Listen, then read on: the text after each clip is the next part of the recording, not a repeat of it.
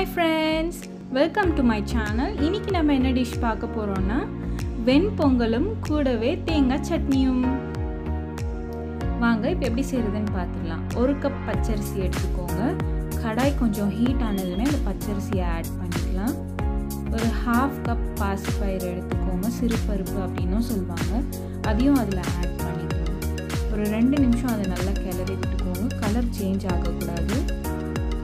லைட்டாக சூடேறினா போதும். 2 நிமிஷம் கலர்னா கரெக்டாக இருக்கும். சூடேறிடும். அவ்வளோதான், சூடேறிடுச்சு. நான் ஆஃப் பண்ணிட்டு போகிறேன். அது ஒரு 3 டைம்ஸ் நல்லா கழுவி எடுத்துக்கோங்க. வாஷ் பண்ணிக்கோங்க.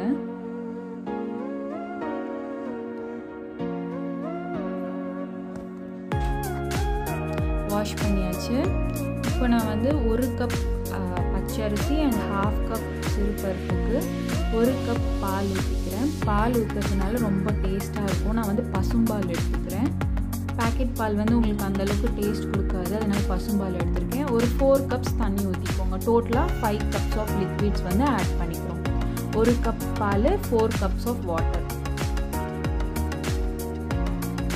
இப்போ அடுப்பை பற்ற வச்சு குக்கர் வச்சுலாம். கொஞ்சமாக கல்லுப்பு ஆட் பண்ணிக்கோங்க. கொஞ்சமாக பெருங்காயம், கட்டி பெருங்காயம் ஆட் பண்ணுறேன். அண்ட் இந்த சைஸில் இஞ்சி எடுத்துக்கோங்க. இஞ்சி நல்லா இடித்து ஆட் பண்ணிக்கலாம்.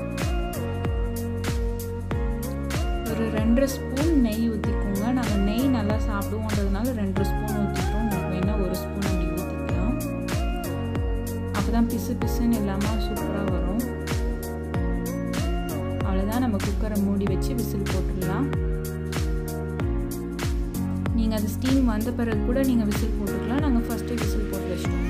இப்போ ஒரு சைடில் நம்ம தேங்காய் சட்னி எப்படி பண்ணுறதுன்னு பார்த்துடலாம். கொஞ்சமாக உடச்ச கல்லை எடுத்துக்கோங்க. தேங்காய் ஒரு 1/4 மூடி இருந்தால் போதும். அண்ட் கொஞ்சமாக இஞ்சி, 4 பச்சை மிளகாய், இது எல்லாமே ஜாரில் ஆட் பண்ணி நம்ம அரைச்சி எடுத்துக்கலாம்.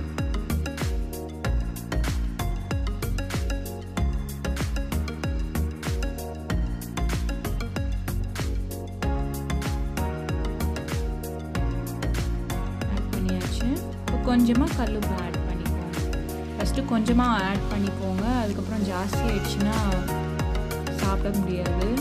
ஃபஸ்ட்டு கொஞ்சமாக ஆட் பண்ணிக்கோங்க. பத்தலைன்னா அப்புறமா நம்ம சால்ட் ஆட் பண்ணிக்கலாம். நாங்கள் மோஸ்ட்லி கல்லுப்பு தான் யூஸ் பண்ணுவோம். ஏன்னா சால்ட்டை விட கல்லுப்பு தான் கொஞ்சம் டேஸ்ட் நல்லாயிருக்கும். அவ்வளோதான், அரைச்சி எடுத்துட்டோன்னா முடிஞ்சிருச்சு. நம்மளோட தேங்காய் சட்னி ரெடி. இதை வந்து தாளிச்சிட்டா ஓவர். ஸோ தாளிக்கிறதுக்கு கொஞ்சமாக ஆயில் விட்டுக்கோங்க. கடுகு, சீரகம், உளுத்தம்பருப்பு ஆட் பண்ணிக்கலாம். கடுகு சீரகம்லாம் நல்லா பொரிஞ்சிச்சு. உளுத்தம்பருப்பும் கலர் நல்லா சேஞ்ச் ஆயிடுச்சு. இந்த ஸ்டேஜில் கருவேப்பிலையை கொஞ்சம் ஆட் பண்ணி அந்த தேங்காய் சட்னி கொண்டையில் நம்ம இந்த தாளிப்பை கொட்டிடலாம்.